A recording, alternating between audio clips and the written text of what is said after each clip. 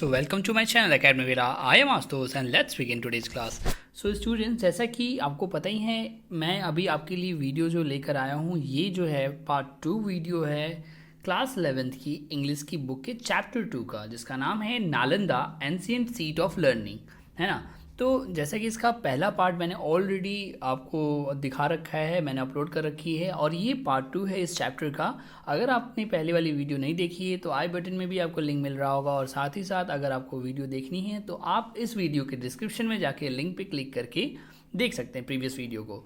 तो बिना देरी किए हुए मैं अभी जल्द से जल्द अपने उस सेक्शन पे पहुंचता हूं जहां पे मैंने पिछले वीडियो में आपको ये वीडियो छोड़ी थी, ठीक है। तो ऑलरेडी 5 यानी कि 5th सेक्शन तक हमने कंप्लीट कर लिया है ना, चैप्टर पार्ट 1 में। अब हम इस वीडियो में पार्ट 6 से कंटिन्यू करेंगे। तो जैसा कि मैं आपको थोड़ा सा ब्रीफ कर दूं कि इस चैप्टर में हम ये देख रहे थे कि किस तरीके से नालंदा के बारे में मतलब बहुत अच्छी अच्छी बातें बताई जा रही हैं कि किस तरीके से ये एक लेवल था, एक ब्रांड था पहले। मतलब अभी जो है हालत उससे कई गुना ज़्यादा अच्छा था पहले कंडीशन, और यहाँ पे लोग अलग अलग देशों से भी आया करते थे तालीम लेने के लिए, यूँ कह ले कि पढ़ाई करने के लिए और बड़ी बड़ी उपाधियाँ हासिल करने के लिए। तो ये एक अलग ही लेवल था, और अभी इस सेक्शन में 6th सेक्शन में आपको और अच्छे से समझ में आएगा। तो बिना देरी के हुए इसको शुरू करते हैं ना। तो लिखा है at the time of Hiuen Tsang, है ना, इसको पढ़ेंगे ह्योनसंग पढ़ते हैं।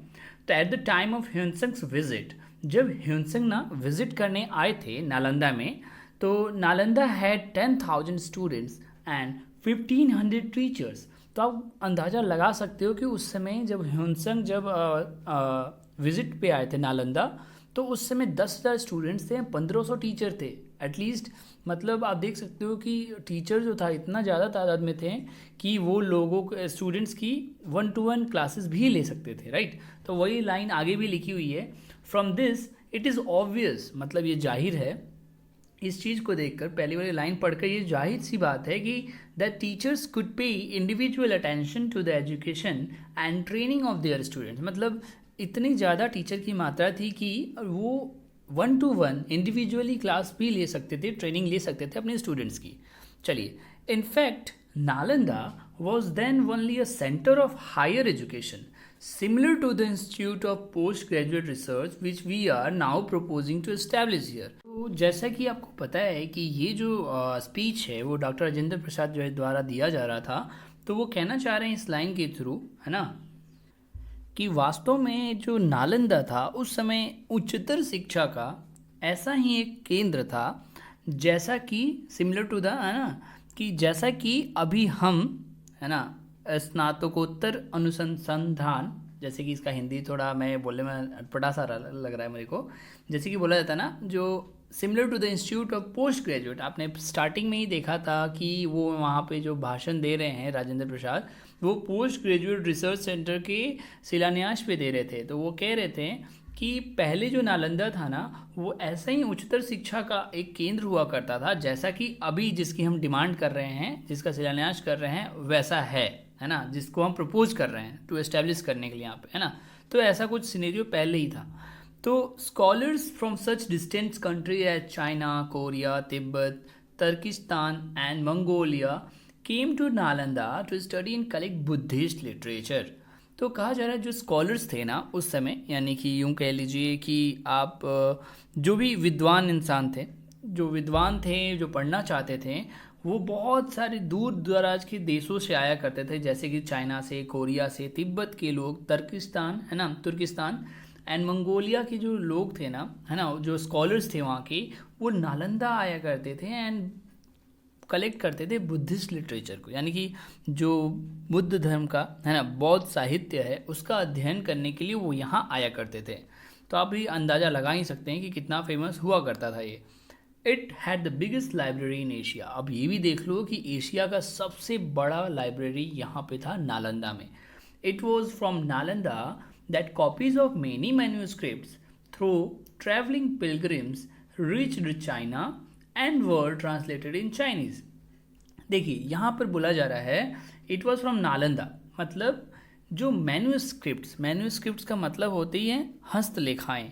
तो ये कहा जा रहा है, नहीं, हस्तलिपियाँ, जो यहाँ की जो होते हैं ना ताम्रपत्र वगैरह लिखे जाते थे, तो यहाँ की जो बहुत सारी हस्तलिपियाँ जो थी ना, उसकी कॉपीज़ है ना, उसकी कॉपी बहुत सारे पिलग्रिम्स जो तीर्थयात्री आया करते थे है ना, उनके द्वारा, यात्रियों के द्वारा चीन पहुँच गई एंड वहाँ पे चाइनीज़ में ट्रांसलेट कर दिया गया है वहाँ पे, यानी चीनी भाषा में उसका अनुवाद भी किया गया है.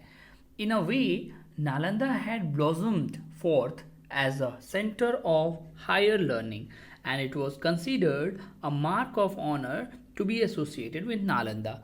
तो कहा जा रहा है कि एक प्रकार से देखा जाए तो नालंदा जो है ना, उच्चतर शिक्षा के ऐसे केंद्र के रूप में विकसित हो गया था कि नालंदा से संबंधित होना एक तरीके से मार्क ऑफ ऑनर था, यानी कि सम्मान की बात थी. ठीक है, अब बात आती है कि द सिटीजन इंश्योर्ड द प्रिजर्वेंस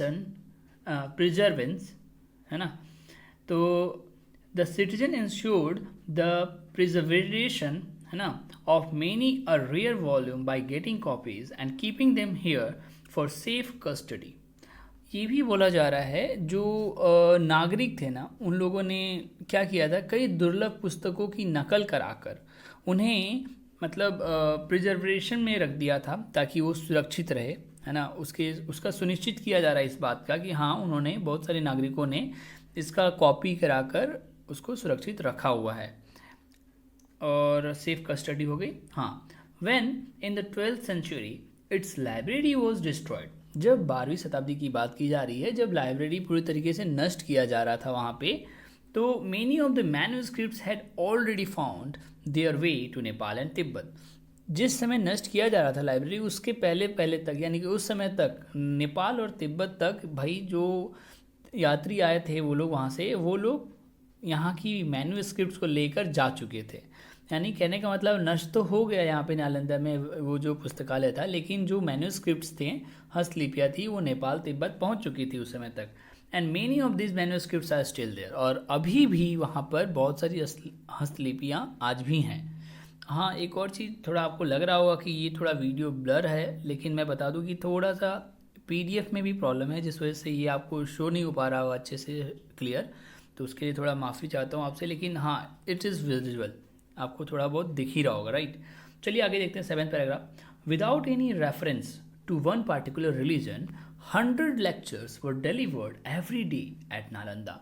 देखिए, बताया जा रहा है अब और खूबियों के बारे में. इस पैराग्राफ में हम और खूबियों के बारे में जानेंगे. नालंदा के बारे में बोला जा रहा है without any reference to one particular religion, यानी कि किसी धर्म वगैरह के बारे में बातें ना कर है ना. होता है ना कि आप मुस्लिम के हो, आप हिंदू के हो, आप इस्लाम धर्म के हो, मतलब जो भी है, आप ये बोल कर बहुत सारे अलग अलग लेक्चर्स लेने का लोग में मन में धारणाएं होती हैं. लेकिन नहीं, वहाँ पर जो था ना, कोई भी धर्म मतलब उसको तवज्जो नहीं दी जा रही है. बोल रहा है ना, without any reference to one particular religion, किसी विशेष रिलीजन को ध्यान में ना रखते हुए वहाँ पर नालंदा में डेली के डेली 100 लेक्चर्स लिए जाते थे. आप सोच सकते हो कितनी बड़ी बात है, right. Both brahmanical and buddhist literature, philosophy, science and art form part of the syllabus of Nalanda university. मतलब जो ये ब्राह्मणिकल एंड जो बुद्धिस्ट लिटरेचर था ना, बहुत साहित्य जो था ना, फिलॉसफी जो थी वहाँ की, साइंस यानी कि जो विज्ञान था, जो कला थी है ना, वो एक तरीके से नालंदा यूनिवर्सिटी की यही सिलेबस थे है ना. आगे है कि a majority of the monks used to study the works on Mahayana and the other 18 Nikayas of the buddhist faith. कहा जा रहा है कि जो मेजॉरिटी यानी कि बहुत ज़्यादा मात्रा में, तो मेजॉरिटी ऑफ द मॉन्क्स, वहाँ के जो मॉन्क्स थे, भिक्षु थे, बहुत सारी जो मात्रा में जो वहाँ के अधिकतर जो भिक्षु थे ना, वो क्या पढ़ना पसंद करते थे, जो महायाना और 18 जो निकायास, ये आप कह सकते हो कि ग्रंथों को बोला जाता है, जो बुद्धिस्ट फेथ के थे है ना. कहते हैं ना, बुद्ध धर्म के जो आप कह सकते हो उनसे संबंधित जो साहित्य थे उनके अध्ययन के लिए, तो उन सारी चीज़ों को वो क्या करते थे, पढ़ा करते थे. But there also was provision for the study and teaching of the Vedas and allied literature. और परंतु वेदों और उनसे संबंध साहित्यों के अध्ययन की भी शिक्षा की व्यवस्था की गई थी वहाँ पे. The liberalism practised by the educational authorities of Nalanda was unique and seeds of Nalanda's rise and progress lay in the academic attitude, which freely exposed itself to the religion and philosophy of all mankind without any prejudice whatsoever. देखिए इसके बारे में क्या बोला जा रहा है कि नालंदा का जो शैक्षणिक अधिकारियों का उदारवाद था ना, है ना, द लिबरलिज्म मतलब उदारवाद, तो वहाँ के जो शैक्षणिक कह सकते हैं ना अधिकारियों का जो उदारवाद था वो बहुत निराला था। और जो नालंदा की उन्नति है ना, नालंदा की जो उन्नति की बीज शैक्षणिक दृष्टिकोण में निहित था ना, जो कि बिना किसी भेदभाव के मानव जाति के सभी धर्मों और दर्शनों के लिए खुला हुआ था। देखिए एक तरीके से ये समझाया जा रहा है कि भाई देखो वहाँ कोई भेदभाव नहीं था, हर प्रजाति के लोग, हर धर्म के लोग वहाँ जाया करते थे और शिक्षा ग्रहण करा करते थे। और वहाँ की तो आप लेवल तो देख ही रहे हो आप कि किस तरीके से अलग अलग वेदों की बारे में लोग वहाँ पे जो भिक्षु रहा करते थे वो भी पढ़ाई करते थे इन सब चीज़ों के बारे में, है ना। चलिए आगे देखते हैं अगला पैराग्राफ 8 नंबर क्या कहता है। The syllabus of Nalanda university was drawn up with great wisdom. जो नालंदा विश्वविद्यालय का पाठ्यक्रम था ना बहुत ही बुद्धिमता से बनाया गया था। And by following it students were increasingly successful in their daily life. और जैसे ही मतलब स्टूडेंट्स जो थे उन कह सकते हैं सिलेबस को फॉलो करते थे तो वो अपने डेली लाइफ में, है ना, दैनिक दिनचर्या में, दैनिक लाइफ में, है ना, दैनिक जीवन में बहुत ज़्यादा सफलता प्राप्त करते थे उन सिलेबस की बदौलत। It had made a study of 5 subjects compulsory. और इसमें 5 विषयों का अध्ययन अनिवार्य था। क्या है पहला जान लेते हैं ग्रामर। तो by which one could get an adequate mastery of the language. Adequate मतलब पर्याप्त। तो जैसे कि बोला गया कि 5 सब्जेक्ट अनिवार्य थे, तो पहला जो था ग्रामर, जिसमें बताया जा रहा है कि इसके द्वारा एक इंसान जो है पर्याप्त मात्रा में लैंग्वेज के बारे में मास्टरी कर सकता था, राइट। सेकंड है लॉजिक यानी कि कहते हैं ना तर्कशास्त्र। तो लॉजिक वाला जो सब्जेक्ट था वो क्या कहता है भाई कि विच टॉट द स्टूडेंट टू जज एवरी इशू रैशनली। रैशनली का मतलब होता है विवेक से, दिमाग से। तो ये जो तर्कशास्त्र सब्जेक्ट था इसके बदौलत विद्यार्थी को हर विषय को विवेक द्वारा समझाना सिखाया जाता था। समझ में आ जाए ये सारी चीज़ें, ऐसे सिखाया जाता था। फिर है तीसरा सब्जेक्ट मेडिकल साइंस, जो कि कहा जाता है वैद्य शास्त्र। अभी ये तर्कशास्त्र, अभी ये है वैद्य शास्त्र। और ग्रामर का हिंदी तो पता ही है, व्याकरण, है ना। तो जो वैद्य शास्त्र था ये क्यों सिखाया जाता था कि एक तरीके की स्टडी थी, study of which enable the student to keep himself as also others in perfect health. मतलब इस चीज़ की भी तालीम दी जाती थी, उनको तैयारी कराई जाती थी कि वो खुद, पहले तो खुद और साथ ही साथ औरों का भी हेल्थ का ख्याल रख सके। And lastly handicrafts. और अंत में क्या था एक सब्जेक्ट जो कि हस्तकला था। नॉलेज ऑफ वन क्राफ्ट और another was compulsory to make the student financially independent. देखिए इसके बारे में कहा जा रहा है कि भाई उन्हें हैंडक्राफ्ट सीखने को क्यों उनको बढ़ाया चढ़ाया जाता था, ताकि वो अगर वो हैंडक्राफ्ट सीख जाते हैं तो इस नॉलेज के बदौलत वो अपना मतलब फाइनेंशियली इंडिपेंडेंट हो जाएंगे, यानी कि थोड़े बहुत पैसे वो अर्न कर सकते थे इसके बदौलत, हस्तकला के बदौलत, है ना। कुछ बना के बेच देंगे पेंटिंग वगैरह तो उन्हें पैसे अर्जित कर सकते थे। फिर कहता है कि beside this 4 subjects religion and philosophy were studied. ये भी बात सही है भाई, बस सब्जेक्ट ही थोड़ी पढ़ाए जा रहे हैं। इन 4 सब्जेक्ट के अलावा धर्म और फिलोसफी, यानी कि आप कह सकते हैं कि धर्म और जैसे कि दर्शन, धर्म और दर्शन का अध्ययन कराया जाता था, फिलॉसफी का अध्ययन कराया जाता था, depending on one's own special interest. जिसका स्पेशल इंटरेस्ट होता था उसे ही ये मौका दिया जाता था, ऐसा कोई फोर्सफुली नहीं पढ़ाया जाता था।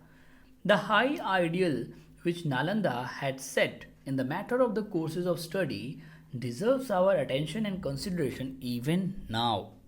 तो कहा जा रहा है कि नालंदा ने जो पाठ्यक्रम में, है ना, पाठ्यक्रम के बारे में जो उच्च आदर्श रखा था, है ना, जो उन्होंने सेट कर रखा था पहले से, हाई आइडियल जो सेट कर रखा था, वो हमारे विचार करने योग्य है ना। अब है कि it was this well coordinated course of studies which made the knowledge of its students both deeply penetrating and utilitarian in its practical application.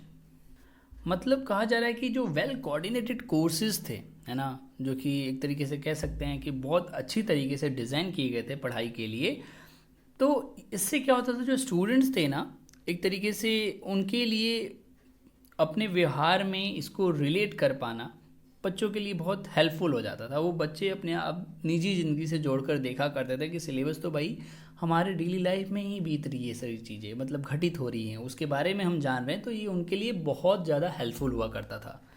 आगे देखिए क्या कहता है ना, Hiuen Tsang studied law, yoga, phonetics and Panini's grammar at the feet of Acharya Shilabhadra. देखिए अभी तो आप जान रहे थे ना, स्टार्टिंग ही हमने किया था 6th पैराग्राफ का कि ह्यूनसंग के बारे में हम बात करते हैं, ह्यूनसंग के बारे में। तो ह्यूनसंग ना यहाँ पे लॉ की पढ़ाई करने आया था, योगा पढ़ाई करी उसने, फोनेटिक्स की भी पढ़ाई करी, उच्चारण की, और पाणिनीज ग्रामर, पाणिनी की व्याकरण हुआ करते थे सब्जेक्ट। तो ये सारे सब्जेक्ट्स पढ़े उसने किसके मतलब कहते हैं ना, किसके चरणों में बैठकर सीखा, तो Acharya Shilabhadra, the chancellor of the university, जो कि चांसलर थे यूनिवर्सिटी के। And after it for a period of 5 years read through many Buddhist works and was especially interested in the works of Mahayana। तो एक तो उन्होंने आचार्य शिलाभद्र के चरणों में ये सब चीज़ें सीखी, और साथ ही साथ उसने 5 साल वहाँ बिताए ताकि वो बुद्धिस्ट वर्क, यानी कि जो बौद्ध धर्म की जो अध्ययन के लेख हैं ना, उनको वो पढ़ पाए, और वो महायाना के वर्क्स में ज़्यादा इंटरेस्टेड था। आगे बोला जा रहा है कि सिमिलरली इत्सिंग, जो कि एक और चाइनीज़ ट्रैवलर था, है ना, the Chinese traveller studied books on Theravada at Nalanda, है ना, तो थेरवाद कह सकते हैं इसको। तो इसी की भांति जैसे कि ह्यूनसंग आके वहाँ पढ़ाई कर रहा था, वैसे ही इत्सिंग जो था ना चाइनीज़ ट्रैवलर, वो भी वहाँ पे जाकर नालंदा में थेरावाद वाली जो बुक थी थेरवाद की, वो उसने पढ़ाई की थी वहाँ जाके। तो आपको समझ आ रहा होगा थोड़ा बहुत कि देखिए किस तरीके से हमारे अपने लोकेलिटी में, बिहार में ऐसी ऐसी चीज़ें घटित हो चुकी हैं, जो कि अपने आप में ही एक मतलब सम्मान की बात है ना। चलिए आगे देखते हैं, 9वां पैराग्राफ क्या कहता है। The scholar of Nalanda carried the torch of knowledge to foreign countries. जो नालंदा के स्कॉलर्स थे ना, जो विद्वान थे, वो नॉलेज, है ना, कहते हैं ना, ज्ञान के टॉर्च को, है ना, यानी कि रोशनी को विदेशों तक लेकर गए। फॉर इंस्टेंस, एग्जाम्पल के लिए ले लीजिए स्ट्रॉन्ग चैन गैम्पो, जो कि तिब्बत का एम्परर था, with a view of introducing and popularising Sanskrit script, है ना। जो ये स्ट्रॉन्ग चैन गैम्पो जो कि तिब्बत का राजा था ना, तो उसके दिमाग में एक ख्याल था कि संस्कृत स्क्रिप्ट को पॉपुलराइज करने के लिए, and the knowledge of India in his country sent a scholar called Thonmi Sambhota. Thonmi Sambhota को, जो कि एक स्कॉलर था अपने देश का, तिब्बत देश का, तो वो राजा जो था स्ट्रॉन्ग चैन गैम्पो ने अपने तिब्बत देश से थॉनिम संभोत को, जो कि एक विद्वान था, उसे इंडिया भेजा कि भाई जाओ और इस संस्कृत स्क्रिप्ट के बारे में सीख कर आओ। नालंदा उसने भेज दिया, where he studied Buddhistic and Brahmanical literature under Acharya Dev विदसिन। तो इनके आचार्य के चरणों तले ये जो थॉनिम संभोत था, वो आकर बुद्धिस्टिक और ब्राह्मणिकल लिटरेचर सीखा। After this, in the 8th century AD, Acharya Shanti Rakshit, the chancellor of Nalanda university, went to Tibet in response to an invitation from the emperor. और जैसा कि आप देख ही रहे हो कि तिब्बत के लोग वहाँ के विद्वानों को भेजकर यहाँ से सीखने के लिए भेज रहे थे। तो 8वीं शताब्दी में आचार्य शांति रक्षित, जो कि उस समय नालंदा यूनिवर्सिटी के चांसलर हुआ करते थे, उन्हें, है ना, तिब्बत जाने का मौका मिला in response to an invitation. मतलब वहाँ के राजा ने, तिब्बत के राजा ने उन्हें इन्विटेशन पे बुलाया था। आचार्य कमल सेला, द चीफ अथॉरिटी ऑन तंत्र विद्या, ऑल्सो विजिटेड तिब्बत। तो ये जो आचार्य कमल सेला भी थी, ये भी विजिट की Tibet. Nalanda scholars learned the Tibetan language and translated Buddhist and Sanskrit works into it। तो नालंदा के जो स्कॉलर्स थे, विद्वान थे, उन्होंने तिब्बत लैंग्वेज को सीखा और उन्होंने बुद्धिस्ट एंड जो संस्कृत लेख थे उसमें अनुवाद किया था। ठीक है। Thus, they presented an entirely new literature to Tibet and gradually है ना converted its inhabitants to Buddhism. तो कहा जा रहा है कि इस प्रकार उन्होंने तिब्बत को बिल्कुल नया साहित्य दिया और धीरे धीरे वहाँ के निवासियों को बौद्ध धर्म में परिवर्तित कर लिया. Acharya Shanti Rakshit of Nalanda established for the first time in 749 AD a Buddhist vihar in Tibet. तो एक और चीज़ बताना चाहूँगा, विहार विहार करके बहुत बार आपके पिछले जो पार्ट थे वीडियो उसमें भी आ रहा था. तो उसके बारे में बता दूँ, विहार किसे कहा जा रहा है. जो बुद्धिस्ट थे ना, उनके टेम्पल्स में बड़े बड़े रूम हुआ करते थे जिसमें नन वगैरह यानी कि सेवक वगैरह रहा करते थे, तो उसे ही विहारा कहा जाता है या फिर विहार कह लीजिए. तो कहा जा रहा है कि आचार्य शांति रक्षित जो थे उन्होंने पहली बार 749 ईस्वी में पहला बौद्ध विहार स्थापित कराया था. It is necessary that the books available in the Tripitaka literature of Tibet be translated once again into Sanskrit. तो यह आवश्यक हो गया है ना कि जो तिब्बत के त्रिपितकार, जो मैंने पढ़ा अभी, त्रिपितकार जो साहित्य था है ना, जो त्रिपितकार साहित्य में जो पुस्तकें थी उनका फिर से संस्कृत में अनुवाद किया जाए. They would not only shed new light on Indian history and culture, मतलब वे न केवल भारतीय इतिहास और संस्कृति पर प्रकाश डालेंगी बल्कि but would also help us to form a complete picture of the contribution made by Nalanda University in the pursuit of knowledge. बल्कि वो नालंदा विश्वविद्यालय ने जो ज्ञान की खोज में योगदान दिया है उसका भी पूरा चित्र प्राप्त करने में हमारी सहायता करेंगी. देखिए मतलब कहना क्या चाह रहा था ये लाइन के जरिए कि वे जो थी है ना, जिसका हमने रूपांतरण किया, त्रिपितकार साहित्य को संस्कृत में अनुवाद कराया, इससे हमें फ़ायदा क्या होगा कि बस ये भारतीय इतिहास और संस्कृति पर प्रकाश नहीं डालेंगी बट उसके साथ साथ नालंदा विश्वविद्यालय के द्वारा जो ज्ञान की खोज में योगदान दिया गया है नालंदा द्वारा, उसको भी पूरा चित्र प्राप्त करने में सहायता प्राप्त करेंगी है ना, प्राप्त कराएंगी. Further, it is also believed that Korean scholars came to study the Vinaya and Abhidharma at Nalanda. मतलब बाद में हमें ये भी पता चला, ये भी विश्वास किया गया कि कोरियन स्कॉलर्स और भी थे जो कि स्टडी करने आए थे विनय एंड अभिधर्म नालंदा में पढ़ने आए थे. ये सारे मतलब जो भी लेख थे उनको वो पढ़ने आए थे यहाँ पे. आगे है, it is quite possible that Korean translation of original Sanskrit works may still be extent in Korea. Extent का मतलब वर्तमान में भी वहाँ पे विद्यमान है. कहा जा रहा है कि इट इज़ क्वाइट पॉसिबल, मतलब यह संभव है कि जो मूल संस्कृत लेखों का कोरियन में अनुवाद किया गया है वो अब भी वहाँ विद्यमान होगा. राइट, चलिए 10th पैराग्राफ पढ़ लेते हैं. Besides being famous for its studies in literature and religion, Nalanda was also a centre of fine arts and influence the art of Nepal, Tibet, Indonesia and central Asia. कि साहित्य व धर्म के अध्ययन में प्रसिद्ध होने के अलावा है ना, जैसे कि आप देख रहे हैं ना, for is studies in literature and religion, यानी कि साहित्य और जो कि आप कह रहे हैं धर्म के अध्ययन में, इसमें तो प्रसिद्ध था ही. इसके अलावा नालंदा जो था ना एक सेंटर था, केंद्र था किस चीज़ का, ललित कलाओं का, जिसमें और इसने क्या किया था, नेपाल, तिब्बत और इंडोनेशिया एंड सेंट्रल एशिया की कला को प्रभावित भी किया था. The bronze statues of Nalanda are impressive and beautiful, and scholars believe that a statue of Buddha found at Kurkihar bear traces of the Nalanda school. तो ये भी बताया जा रहा है कि नालंदा के जो ब्रॉन्ज थे यानी कि कांच, तो कांच की जो मूर्तियाँ जो थी ना बहुत प्रभावशाली थी, प्रभावकारी थी और अति सुंदर भी थी. और विद्वान जो थे वहाँ के स्कॉलर्स जो थे ये मानते हैं कि जो कुर्कीहर है ना में मिली जो बुद्ध की मूर्तियाँ हैं उन पर नालंदा स्कूल के कुछ चिन्ह हैं. It is true that achievement of Nalanda was born of an all inclusive pursuit of knowledge in which religion and philosophy, language and handicrafts had equal importance. Pursuit मतलब होता है तलाश.